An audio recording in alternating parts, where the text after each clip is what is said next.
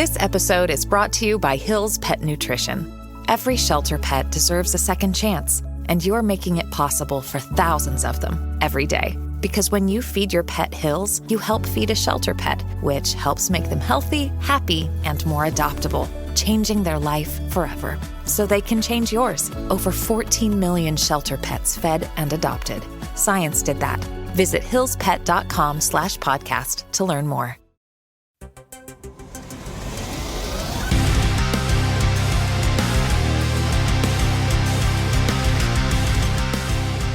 What is up, everyone? Welcome to this edition of There Can Only Be One, the podcast that puts together the all-star best of playlist of your favorite bands and artists, and a proud member of the Pantheon Podcast Network. Every now and then, someone comes onto the show and they mention a band, and I'm like, okay, cool, I'm down for this. And then I realize that it's a lot of new territory for me, because maybe you only know the singles, maybe you only know the big hits. And here we are once again with me in discovery mode, all thanks to our wonderful guest, Marc Shea from the Performance Anxiety Podcast, also a member of the Pantheon Podcast Network. Marc, welcome back to the show. How you doing, man?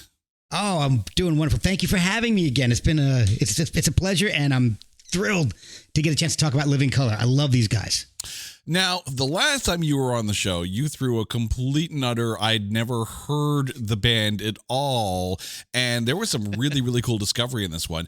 I'm not going to lie. When we're talking about Living Colour, and I was going through the discography, I was like, holy crap, I only know about 2 or 3 songs. I didn't even know many of these albums even existed.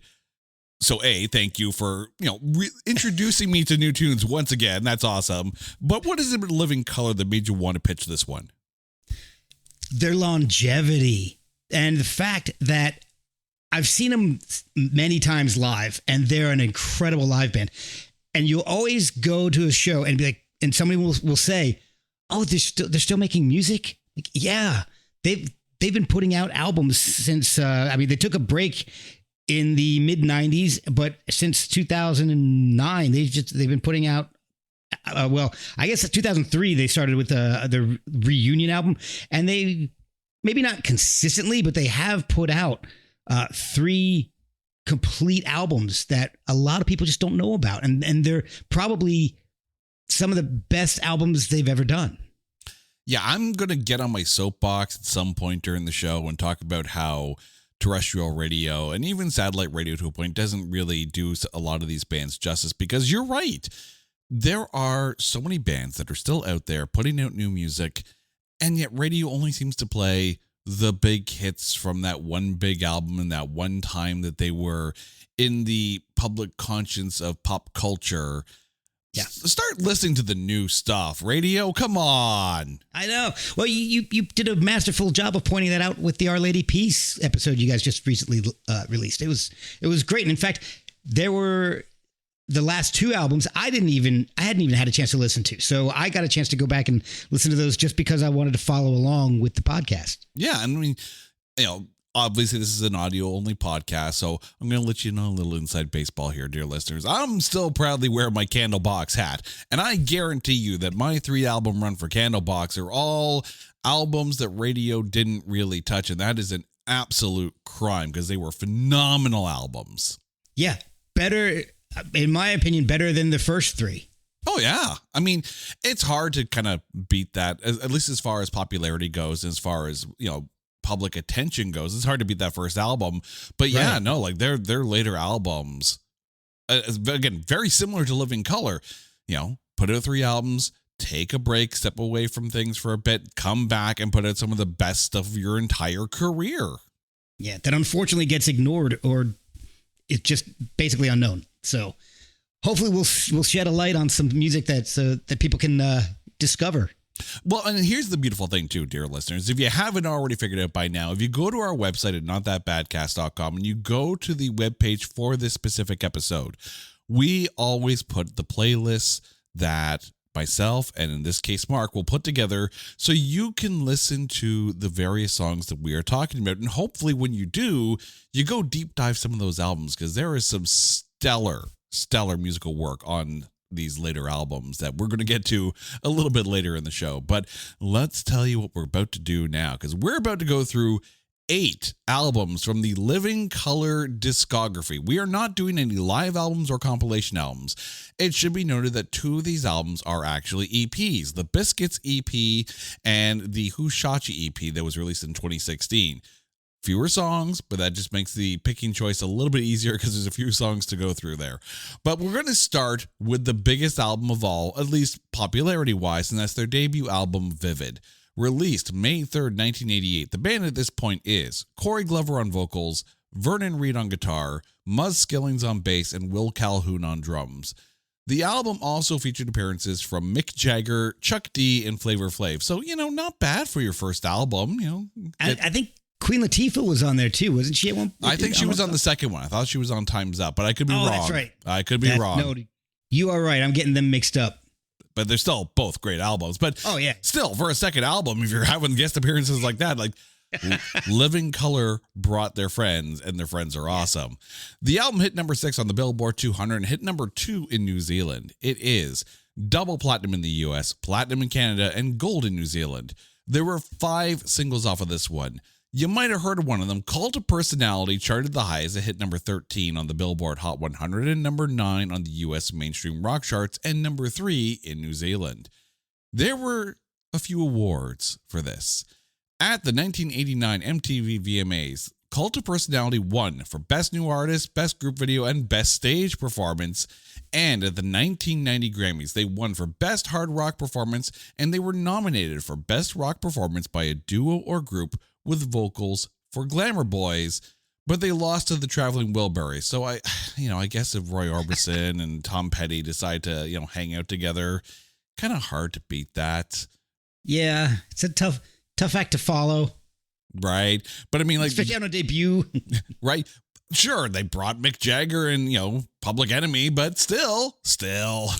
Yeah. Well, the Wilburys are the Wilburys, and they're another amazing band. Unfortunately, they're not going to make this show because they only had 2 albums. But that's why we have Spin Shuffle Skip. So someday down the road, we can talk about the Traveling Wilburys. But we're talking about Living Colour for now.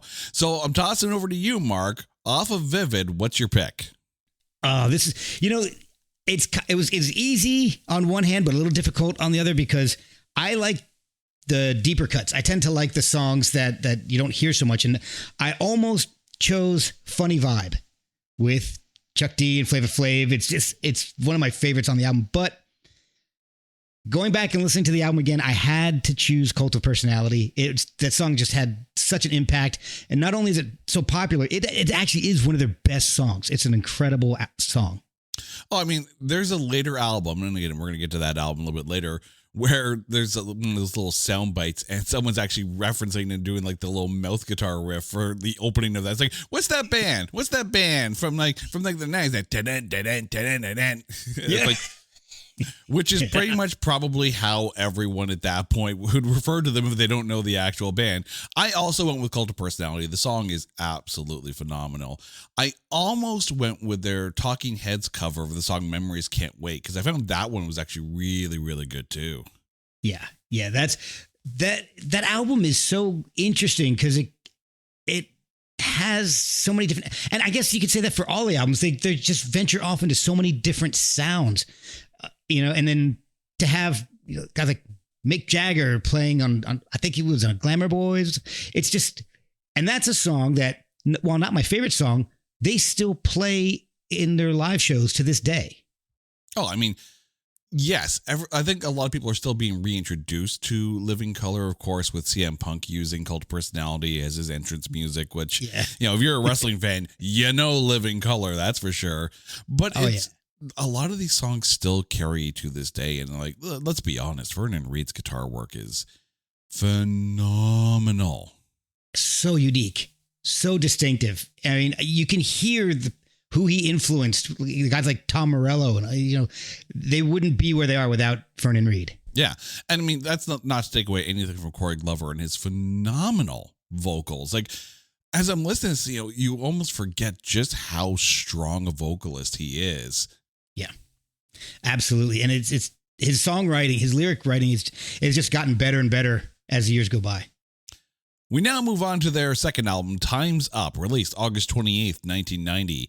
The album peaked at number 13 in the U.S. It was gold in Canada, the U.S., and Australia. There were 6 songs released as singles off of this one. Type charted the highest, hitting number 5 on the U.S. mainstream rock charts and number 3 on the U.S. alternative charts. Love Rears Its Ugly Head also hit the charts, hitting number 8 on the U.S. alternative charts. At the 1991 Grammys, they won for Best Hard Rock Performance, and deservedly so, because this was for a bit up in the running for my favorite album from them until another album a little bit later. But off of Time's Up, what song is up for you? I chose Fight the Fight. That song is amazing because it kind of encapsulates and has elements of all my favorite songs from that album. Like Solace of You, Love Rears Its Ugly Head, Undercover of Darkness, Type. All those different sounds find their way into Fight the Fight, and it kind of encapsulates the whole album in one song. There were a few off this album that almost made my list. Love Rears Its Ugly Head had some, for lack of a better term, some stank face guitar work in there. I'm just like, yeah, this is good. You know the song, dear listeners. You know the type of song where you hear it and you just go, that's so good. Yeah. Elvis Is Dead was also a ton of fun. I freaking love that song listening to it. But no, I had to go with Type off of this. And yes, it is obviously the big single. I can't remember which compilation I had this song on, but as I'm listening to this, because it wasn't one of those songs that I, traditionally would go and listen to, but it was on a compilation. I pulled out my box of cassettes. I tried to find, I'm like, maybe it's this one. No, maybe it's this one. I couldn't remember which one it was. I still can't find it because, of course, I don't organize my cassettes apparently because they've made far too many house moves, and I never get rid of things because I'm a pack rat. Sorry, not sorry, but I still have my cassettes. I'm with you, man.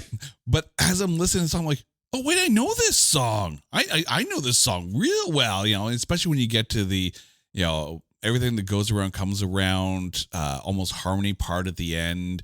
I'm like, yeah, no, I remember this song being really good. And it's one of those things where, unlike Cult of Personality, which is still getting played to this day pretty much everywhere, Type doesn't get that kind of airplay, and it's a shame because it is an absolutely killer song. Oh yeah, and to me, going back to Cult of Personality for a second, when you said it peaked at 13, that to me, the impact that song has had, and the fact that you hear it all over the place to this day makes it unbelievable that that's as high as it went. So, but yeah, I mean, I agree with you. Type is a great song, and the whole album. Again, it just has so many different sounds to it, so many sounds like African sounds, like an ology, jazz, some funk, metal. It's just, they play everything and they're good at it. And it's funny too, because as we were going through some of these earlier albums, you can almost hear the influence of the era of the time of at least, pop music discourse that's going on. This album, keep in mind, this album came out in 1990. This album almost had a very Red Hot Chili Peppers kind of vibe to it. And this is obviously before Blood Sugar Sex Magic comes out. So you have to wonder who influenced who at that point. That's an interesting point. I hadn't thought about that. You make a very good point. And because I don't particularly like Red Hot Chili Peppers. So to say they were influenced by Living Colour makes me feel good. I mean, you go back and listen to that Blood Sugar Sex Magic album, and you can hear maybe some of the funk that's pulled from Living Colour at this point. And of course, too, you have a time in music where pretty much anything can be thrown against the wall, and a lot of it is sticking because it's not pandering to yes, you had country radio and they played country music. Yes, you had classic rock radio and they played classic rock. But MTV and Much Music were playing everything at you, and you got a very diverse musical education. So an album like this, which threw a bunch of genres at you, A, prevents the band from being pigeonholed into one genre hole, but B, anyone who listens to this album is going to find at least one song that tickles their ear holes. Yeah, oh, for sure. No matter what genre you like. And that's the great thing about Living Colour. Just about every album is like that. Yeah, they are stupidly musical talented. So You know, the kind of band that musicians love because they are that talented, but also the kind of band that musicians hate because they're that talented and you never will be. Exactly. They're definitely a musician's band. Oh, absolutely. And as I'm listening to this, as a bassist, I'm sitting there going, yep, yeah, I got some practicing to do. Oh, especially in 93, and we'll get to that. Oh, yeah. We now move on to, before we get to that, we have to go to July 16th, 1991, and the release of the Biscuits EP. Hit number 110 on the Billboard 200 and number 25 in Australia. There was one single off of this EP, Talking Loud and Saying Nothing, hit number 12 on the US alternative charts. Obviously, we're dealing with an EP, so there's not a lot of songs to choose from, and there's a bunch of live tracks on here. I ended up going with Talking Loud and Saying Nothing, but I love how fun and funky this is. But what did you go with? I picked, and I'll go, see, there are two ways to go about this EP before I give my answer, because there's the US North American release, which I think had, 6 songs or so? 6 songs. I tended to like the imports, and so the Japanese version has 15 tracks. But I still went with my favorite being one that was on both versions, and I picked Love and Happiness, the Al Green cover. And this is the EP where it really hit me that Living Colour is a great cover band because they just take any song and make it their own. And that's the thing. Like, you have to be really good in order to be able to take as many covers as they have and not sound like they're just pumping it out, right? Not just copying the song, but owning the song. We've talked about Tesla and Anthrax on this show. Anthrax may have also be up there with being able to take some covers and really owning it and turning it around. I mean, hell, some of their biggest songs are cover songs. Got the Time, anybody? But Living Colour just adds so much flavor to whatever they take. And more often than not, I mean, yes, there are some songs that they cover that, yeah, you know the song. It's all good. But there's some where it's like, I didn't even know Memories Can Wait was a Talking Heads cover. Like, that was the first time I'd heard that song. And all of a sudden, I'm like, oh, crap, it's a cover. Yep, exactly. And then let's take a look at the Biscuits EP real quick, because they do covers of James Brown, Jimi Hendrix, Al Green, The Clash, Perubu. Who else do they do? You got Bad Zeppelin Brains, in there, Bad Brains, Led Zeppelin. Yeah, so it's just, I mean, if you like any type of music, the only thing I haven't seen them do really is a country cover, and I'm sure if we dug hard enough, we might be able to find something. If Beyonce can have a country song, Living Colour can do whatever the hell they want. Exactly. But so this just kind of opened my eyes to the talent they had and the ability that they have through their own unique playing and the unique chemistry of the band to just take any song and mold it into whatever they want to make it. And that's like when you take a look at the wide, almost shotgun approach to the songs that they're picking, like, yeah, Led Zeppelin and then Talking Heads, again, different genres. And then you got Al Green. Like, they're taking so much from so many different avenues. You have to think that that's also probably their own personal listening tastes. So that explains why you have such a musical, for lack of a better term, buffet, a little bit of everything in the mix in these albums. Oh, yeah. Like their version of Burning of the Midnight Lamp is dub. Mm-hmm. It's just crazy. It's awesome. And again, that opened me up to different types of music because, I know Living Colour. I love them. Doing Jimi Hendrix. That's amazing. Wait, what is this sound? This doesn't sound like Living Colour or Jimi Hendrix. What is this? Yeah, well, absolutely. And, as someone in a cover band who has to play a bunch of different types of genres, a band like Living Colour kind of almost piques the interest. It's like, okay, well, you guys do this kind of stuff too. So yeah, okay, maybe I will get to that point to their musical talent, but no, I won't. They're too good. So, but is it inspirational for you to go and, being in a cover band, to go and maybe take one of your favorite songs and approach it in a different way, maybe like a different genre? Well, and that's the funny thing too. Like, getting to that a little bit, like if I'm sitting at home, I'm going to listen to some really good hard music, like maybe some Anthrax or something maybe a little bit more melodic along the lines of a Harem Scarum. By the way, with those episodes exist, so there's that, but when it comes to going to a club and playing live, you're picking songs that people are going to dance to. So at one point you're doing a song from like CCR, the next minute you're doing some Bruno Mars, and it fits, and you have to adapt your playing style to be able to make it recognizable enough so people aren't sitting there going, how do I dance to this again? Oh yeah. But you're adding a bunch of different types of genres and playing to your repertoire, which actually makes you a better player, which also explains why Living Colour are so freaking musically talented. Yeah. You said it. That's it. We now move on to 1993 and the release of Stain, dropped on March 2nd of that year. We have a personnel change, and the only personnel change of this entire run. Muzz Skillings is out, and Doug Wimbish is now on bass. The album hit number 26 in the US and number 8 in the Netherlands. There were 4 singles off of this one. Leave It Alone hit number 4 on the US alternative charts. At the 1994 Grammys, it was nominated for Best Hard Rock Performance for Leave It Alone. They lost to Plush from the Stone Temple Pilots. We mentioned on 1990's Time's Up that it felt like it was kind of hitting that more dancey, funky groove that a lot of music was hitting on the radio. 93 rolls around, and we're right in the middle of the grunge era. This album kind of reflects that as well. Absolutely. Yeah, they just really kind of pushed I guess maybe hit the pedal, smash the pedal a little bit more down on the hard rock side of their musical leanings, and it's definitely evident in a lot of this album.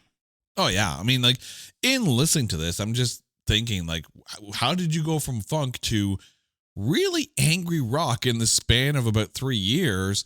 But that was the tonality of music at the time. We were getting harder stuff. I mean, the fact that you're losing, you go from losing a Grammy to the Traveling Wilburys to losing a Grammy to the Stone Temple Pilots, that tells you exactly where the barometer is as far as rock music at that point.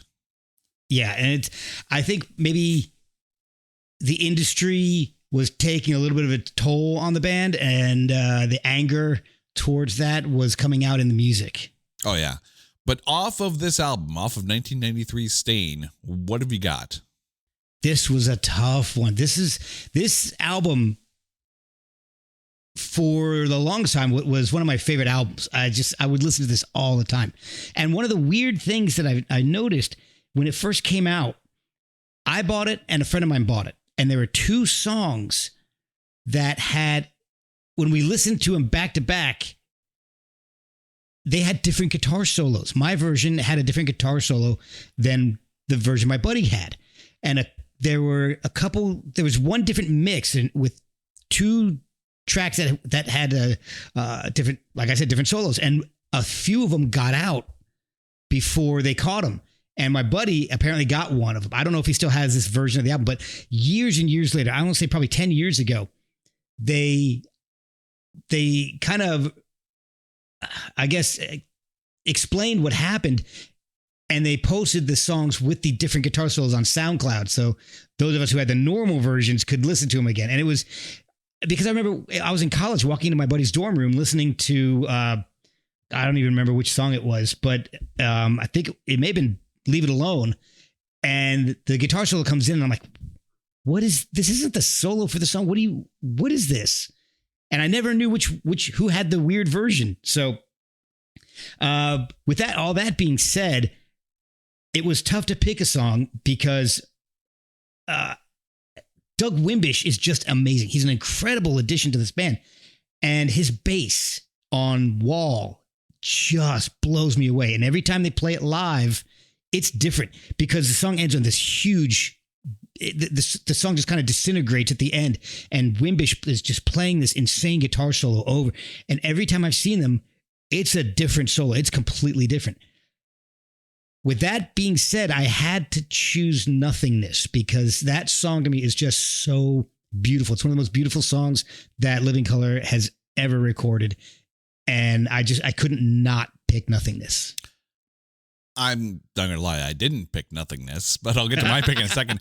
But it's interesting you mentioned that one because apparently Vernon Reid had put out a post on Instagram that showed him recording parts for a new rendition of that song. So there are rumors and there's reports that they might be re-recording this album. Wow. And I'm not surprised because apparently in 2014 there was a book called Overlooked, Underappreciated, 354 recordings that demand your attention. This album is in that book. Wow. I didn't know about that. I'll have to check that book out because that's the kind of stuff that I love. Finding underappreciated bands and seeing either what I missed or what I got right. But for me, off of this one, I'm going with the second track on the album, Ignorance is Bliss. And again, looking at the musical landscape, one of the biggest bands at the time, and someone who they were touring with recently, Extreme, this song almost has a bit of a Nuno Bettencourt kind of chug to it. And you want to talk about, phenomenal guitarists between Vernon Reid and Nuno Bettencourt. That is a symphony unto themselves. And, I can only imagine what a song with the two of them playing on guitar together would sound like. I don't know that I want to try. My brain couldn't handle that. I mean, I would probably explode as well, but it'd be one hell of a way to go. It sure would, man. And one of the things that I wanted to throw out there is that the addition of Doug Wimbish really expanded the palette of this band. As much as they could play before, it just went into the stratosphere with him. I mean, he played with the Sugar Hill Gang on White Lines and, some of these early cornerstone songs of hip hop. That's all Doug Wimbish playing bass on those. And for him to come in and play on this hard rock band, it was a coup to get him. It was amazing. And it's a credit to the musicianship of the other three guys. Oh, yeah. I mean, to say that Living Colour may have one of the most insanely talented rhythm sections in rock music today, I don't think is an understatement by any stretch of the imagination. Not at all. Will Calhoun is just incredible. And you really appreciate it. And I would implore everyone, if you get the chance, to go see them live, because not only do they play the songs, they'll tweak them a little bit for the live shows. Everybody gets a little bit of a solo piece, including Will, who always has something inventive. Every time I've seen them, his drum solo is different. One time he came out with it looked like a fabric covered square, and he was just playing that. And it was just doing all these amazing things. But there's also a lot of humor in the show, particularly between Corey and Vernon. It's almost like Abbott and Costello. It's hilarious. So it's definitely an amazing show to watch. It's interesting too, because Stain it's a harder album. It's a much harder album. It's a much angrier album. So to hear that they're doing like Abbott and Costello type routines on stage while playing songs off of a really angry album, I'm here for it. I like it. It is. It's maybe Abbott and Costello if they were angry at each other, like fake anger, like when they're really going after each other. It's just hilarious. Okay, so Laurel and Hardy then. Gotcha. Okay, yeah. We now end a 10-year-long wait with the release of Kaleidoscope, released on October 7th of 2003. Unfortunately, the album did not chart, neither did the one single off of this one, Song Without Sin. Off of Kaleidoscope, what did you go with? I chose Nightmare City, and I will fully admit that this is my least favorite Living Colour album. It sounds like a band who hasn't played in 10 years, and they're just kind of getting to know each other, getting reacquainted again. There were a couple other options. Song Without Sin, I like that a lot. Sacred Ground, but I like the dub makes an appearance with them, and it's a mix of dub and metal. It's so wild, and it's just, to me, the most creative song on the album. There's a lot of stuff that sounds like they could have made it more creative, but they just weren't comfortable doing it yet. And it contains one of my least favorite covers of all time, Living Colour doing Back in Black. I'm so glad you said that. I don't like that at all. When that came on, and I know that AC/DC can be hard to sing. Let's just ask Axel. He had to go out and do that as well. Yeah. But that cover, It's rough. yeah. And It's rough. I think you're right. Kaleidoscope may be, and this is in no way trying to slag the album. It's the album I connected with the least. I will fully agree with you on that one. I did end up going with Pocket of Tears off of this because there's a really cool, mellow, chill vibe on that. And I think wherever they're at this point in their career, that song benefited from where they were at. Yeah, I can understand that. Yeah, it is. It's one of the mellower songs on the album, and it's a strange album. Like they don't feel like they're comfortable with each other right at that point because there's been a 10-year gap, and maybe they're just kind of feeling each other out, but not sure if after this they were going to keep going or not. Who knows? But it sounds like an album where they're kind of unsure of each other. Yeah, they just had to put a little bit more push into the car until we get to 2009 and the release of The Chair in the Doorway, released on September 15th on that album. It hit number 161 in the US. Behind the Sun was released as a single, but unfortunately radio sucks and it did not chart. This album is where things really start to pick up again. I was really enjoying this one. Still not my favorite album, but I was really enjoying this one. But off of The Chair in the Doorway, what did you go with? Man, this was a tough one. It's basically a coin flip because I was telling my wife just before we got on to record this that it's either Behind the Sun or Bless Those, Little Annie's Prayer. And it's so hard. As soon as I pick one, tomorrow I'm like, I should have picked the other one. And when I hear this, I'm going to, I should have picked the other one. But I'm going to go with Bless Those because it starts off bluesy. And then it just hits you in the face. And I love it. Behind the Sun is a little more experimental sounding, but Bless Those is a little harder rocking. Yeah. Behind the Sun was on my short list. I actually had a fairly long short list here because that's how good this album was. Really? Behind the Sun was on the short list. Burned Bridges was also on that list, as was Taught Me. Again, some phenomenal songs off of this. Method. I ended up going with Young Man. Oh, wow. Interesting. I didn't see that one coming. Yeah, I'm listening to this. I'm like, this is like angry pop, but like really cool angry pop. Like there's something to this song.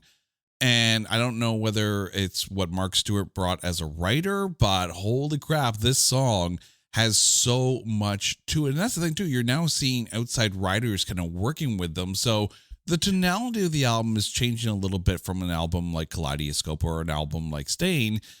And you're getting some more, I hate to say it this way, but I'm going to say it anyways, some more radio-friendly songs. Like there's a lot of songs on here that I'm surprised radio hasn't picked up on. Yeah, like Asshole. That's a great song. They play that live. It's a hidden track, and they play it live. It's the kind of thing that I love about Living Colour. And it's actually it's a song with a lot of humor, which Living Colour does. It's not, I mean, I can't say it's not widely known because Love Rears Its Ugly Head, that there's a lot of humor in that song. But it's one of those things that I think people forget about. And it's a shame because there's this humor in in at least a little bit of every one of their albums. And I don't know, this album feels like they're confident again. Everybody's happy. They're in a good place and they're writing great songs, collaborating with amazing musicians like Mark Stewart, like you said. And it feels like they've got their second wind. There are days I wish that SiriusXM, and now I'm a subscriber, so I can say this. I know they have their quote unquote, deep tracks or deep cuts type channels, but they don't feel very deep at times. There are songs that we go through on some of these albums where I'm like, they almost need a channel where it's like, yeah, okay, we're going to leave songs like Cult of Personality and Glamour Boys and type to like the more lithium type channels, But come on over to here. Here's the songs that, yes, these bands are still putting out new stuff. You know, it's almost like the old artist, new albums station. Oh, yeah. Which I would freaking love that channel. I was going to say we should make that channel. We're serious. If you're listening, come on. Jason and I, we could, just the two of us. We'll do everything alone ourselves. Yeah, we can literally just call up pretty much anyone from Pantheon, sit there and say, hey, Sirius wants a channel. Also, Sirius, you should really want a channel, and you should really talk to Pantheon, because there's a number of podcasters on this network that would fill your airwaves with some phenomenal song choices. Oh, absolutely. And right? Humor. Oh, absolutely. Yeah. Here's the plug. Here's the sell. Yeah. We're a phone call away, and you're welcome. We now move on to September 9th, 2016, and the release of the Who Shot Ya EP. Now, this is a much shorter length release. It features their cover of Notorious B.I.G.'s Who Shot Ya and a few other songs and remixes of those songs. So, from a very, very small pool of music to pick from, off the Who Shot Ya EP, what you got? I have the unremixed, just straight up regular version that Living Color recorded of Who Shot Ya. The other two songs that are, I think they're originals, or maybe ones, I don't even remember what else is on there, because I just wrote down my pick on here. They're okay. They're not bad, but that version of Who Shot Ya is just crazy. See, you would think that the reason for the EP would be the song that everyone picks. Not this guy. I ended up going with This Place Hotel.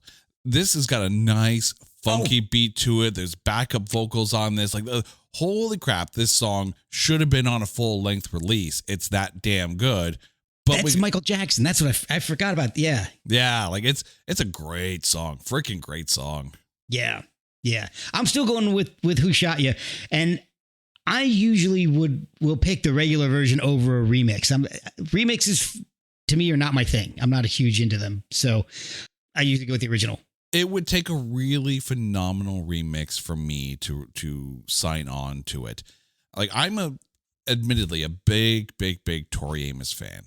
Love Tori Amos. She's phenomenal live, but I can't stand the remixes. I'm sorry, Tori. I'm sorry. I love you, Tori, but I can't stand the remixes. Yeah, I feel the same way. A Perfect Circle did stuff like that, and Pussifer, and I think there's like one that I like the remix version better. Pussifer, or no, The Perfect Circle. James Iha remixed Blue, I think, and I like that better. But that's the only thing I can think of in the 4,000 CDs library that I have. I think there's one. I think there might be one from Sarah McLachlan. I'd have to double check to see if that's actually the one. But it's very, very, very rare that a remix does it for me. Give me the original, or give me an acoustic version, or give me a cover version. I'm fine with all of that. Yeah, exactly. I'm right with you. We now get to the last album of our Living Color journey, and my personal favorite of their collection, Shade, released September 8th, 2017. The album hit number 12 on the U.S. hard rock album charts and number 25 on the Swiss album charts. 2 singles were released off of this one, Come On and Program. Holy crap. This album, to me, is the best album of their entire career. And we are talking a very, very, very long career at this point, over 35 years. Exactly. And I am right there with you. This is my favorite Living Color album of all time, bar none. And it was so hard to choose a song, but I am so glad to hear they did well in Switzerland. I think that is amazing. I didn't even know Switzerland had their own charts. That's fantastic. Oh, yeah. Well, they also hit number 66 on the Scottish album charts, so it's still getting out there. And that's the funny thing.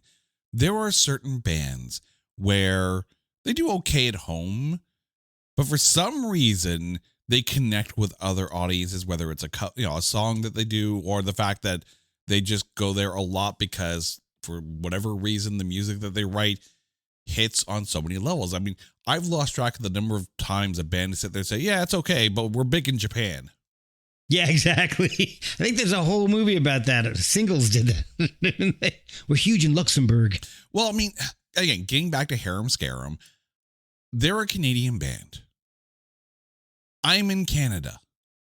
I had to get the Japanese import of the band while in the country that the band comes from for some of their later albums. Like they are big in Japan, and it's a shame that they're not big elsewhere, at least as big as they are there. That's amazing. Oh my gosh. I blame radio. Yeah, exactly. I blame radio for a lot of things, really. a lot of problems, not just musically either. Well, if we had our own radio station, we'd be solving many problems as it is. Come on, serious. Right? We'll pick up what we're putting down. Well, again, think about it too. And just not to hammer on this point, but I'm going to hammer on this point. How many times do you go see a concert and they're playing the new stuff and you're like, oh yeah, well, I know the singles off the earlier albums, but what about this new stuff? Dear radio, play the damn new songs so people are excited for the new stuff when they do get to go see the band live. Exactly. Instead of playing the same songs by the same artists multiple times an hour, play something else. Maybe play Taylor Swift once an hour. Throw in some Living Color. Right? Well, throw a curveball. Taylor Swift is an economic study unto herself. She is basically her own, at this point, economy. Yeah, you're not kidding. Oh my gosh. And, we're not going to turn this into the Taylor Swift show, but, good for her, but I don't get it. I'll be honest. I don't think I've ever intended to sit down and listen to an entire Taylor Swift song. So I know that when the day comes that I'm going to do a Taylor Swift episode, and the day is going to come when I'm going to do a Taylor Swift episode, it's going to be like the Black Rebel Motorcycle Club. I'm like, I have to discover everything. Yep. And I know some because I had two young girls. They're both in college now, but so I grew up playing, Dad, can you put on new Taylor Swift in the car? Can we do it? So I'm familiar with some, but mostly just singles. Yeah. So, and they're good. Her pop stuff, she can write a song. I'm just kind of sick of her, to be honest with you. Well, I mean, it's cool to see at least a musical artist that's able to create that kind of hype live again, because we went through a few years where live music didn't exist. So to see her to be able to create that kind of excitement for the live environment again, if that trickles down to the rest of the music industry, then rather than bash, we should thank her for at least bringing that back a little bit. But off of this album, off the Shade album, what did you go with? All right. So I had to discuss this with my wife a little bit because she likes Living Color as well. And she's like, Blackout. Blackout is that's her favorite Living Color song of all time. Like, I love Blackout and Two Sides. But my favorite off this album is Always Wrong, because it combines so many different sounds and so many different types. And Corey's vocal performance on that is possibly the best thing he's ever put on tape. You stole my notes, didn't you? I'm just going to read what I wrote here. Always Wrong, great song, good guitar work, Glover on point vocally. Yep. It is. It's insane. And if you haven't heard it, go and listen to it, because his vocals will touch you. It'll hit you in the heart. Yeah. Always Wrong is, it is. It's his best work vocally through this entire 8-album run. I also had Freedom of Expression and Program on my short list, but this is a phenomenal album all the way through, probably their best. Yeah. 100%. It's my favorite. And it's the most, to me, it's the most consistent from front to back. Oh yeah. Like, this felt like a full album from a band working together in the studio from beginning to end, rather than a couple songs here, a couple songs there. Let's, piece it together. No, this felt like a very concerted, concentrated effort, and it pays off in spades. Yes, my ears are happy every time I put this album on. All right, so now it's time. Now comes the hard part, because you've been here before. You know what we're doing here. Yes, sir. Please remind our listeners what songs you went with off of each album, and if there can only be one living color song, which one is it? Okay, so from 1988's Vivid, I chose Cult of Personality. From 1990's Time's Up, Fight the Fight. From the Biscuits EP of 91, I chose the Al Green cover, Love and Happiness. 1993's Stain, Nothingness. The reunion album, 2003's Kaleidoscope, I chose Nightmare City. 09's Chair in the Doorway, Bless Those, Little Annie's Prayer.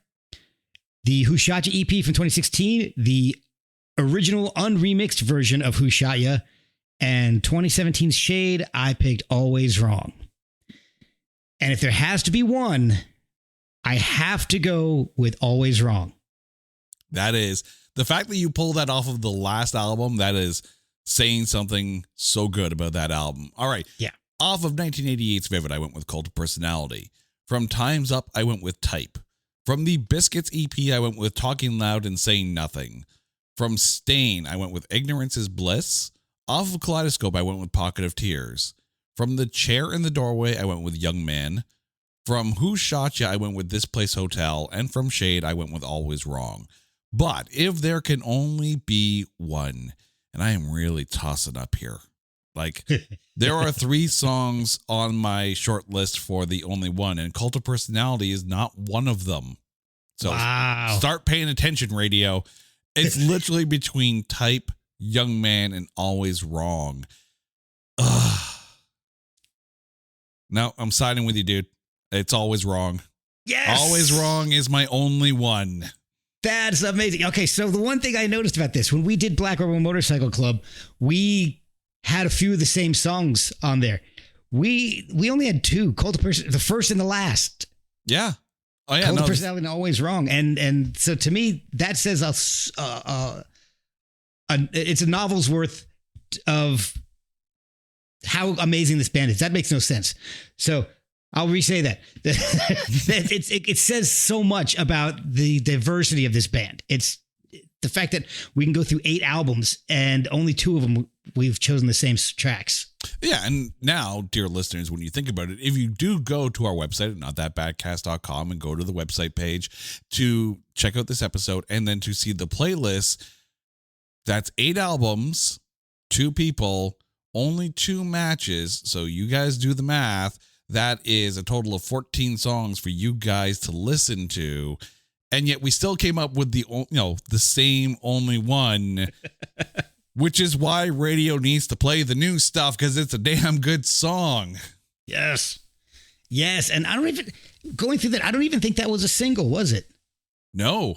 Come On and Program were the singles. That's crazy. The best. I don't know. I mean, we have to go and hit up Living Color and say, come on, guys, let us pick the singles for you. We even get a little more radio play. Right. Or, Sirius, give us a radio station. Then we can pick the singles. Excellent point. Excellent point. Come on, Sirius. Right. Fall in. Mark, thank you so much for this. Please, before we go, remind our listeners about the Performance Anxiety Podcast and where they can find it and you out there on the interwebs. Sure. The Performance Anxiety Podcast is basically a behind-the-scenes story from some of your favorite artists, as well as new and emerging artists that you may not know about. We get behind-the-scenes stories of recording and touring and how artists get from the beginning of their career to where they currently are. It's a lot of fun. It's very casual, very relaxed conversation, and I throw in songs so people can get a feel for the artist as we're talking. The show is on every streaming platform there is. I'm a proud member of the Pantheon Podcast Network, along with Jason's shows, and just thrilled to have made a second appearance on There Can Only Be One, and I really do thank you for letting me come back on. Oh, dude, there is a spot for you on the mic pretty much whenever you want, so you're always welcome here, man. Thank you so much. And if you want to follow me, I'm on at Performance ANX on mostly Instagram. I do a little bit on X, but not much. And I also do a lot of concert photography, and those shots can be seen at Marc X Shea. That's MarcXShea. And go see if I've shot your favorite artist. Oh yeah, concert photography it's so good. It's so good. It's so much fun. I absolutely love it. I get to go and see a concert and do my favorite thing in the world, which is photography. So, dear listeners, please give Marc a follow, give a show a listen to, and check out his live photography. You will not be disappointed. Now, you guys know the drill. If there is an artist that you want us to cover or an album that you want us to cover on Spin Shuffle Skip, hit us up on social media at Only One Cast or go to our website at notthatbadcast.com. And while you're there, check out our Coming Soon page, because there you're going to see the artists that we're working on, the albums that we're listening to, and the movies we're preparing to watch for It's Not That Bad. Until next time, he's Marc, I'm Jay. You guys are awesome. This is There Can Only Be One, a proud member of the Pantheon Podcast Network. Take care.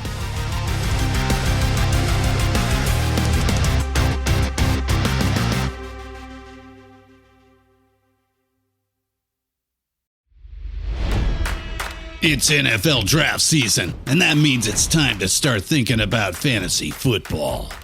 FantasyPoints.com features industry-leading experts and prognosticators using proprietary hand-charted data to help you score more fantasy points. FantasyPoints.com is the place to go for whatever kind of fantasy football you play. Whether you play fantasy football, daily fantasy sports, or do a little bit of everything, Fantasy Points has the meticulously researched content to guide you to victory. And why wait for the fall? Fantasy Points also covers the new spring football league, the UFL. Join the guru, John Hansen, Scott Barrett, Joe Dolan, and other massive names in the fantasy football universe with an exclusive offer. Use code Pantheon for 15% off any Fantasy Points package, including the all-in package, with access to every article, tool, and data nugget that Fantasy Points has to offer. That's FantasyPoints.com and code Pantheon for 15% off at Fantasy Points. FantasyPoints.com, code Pantheon. Score more fantasy points.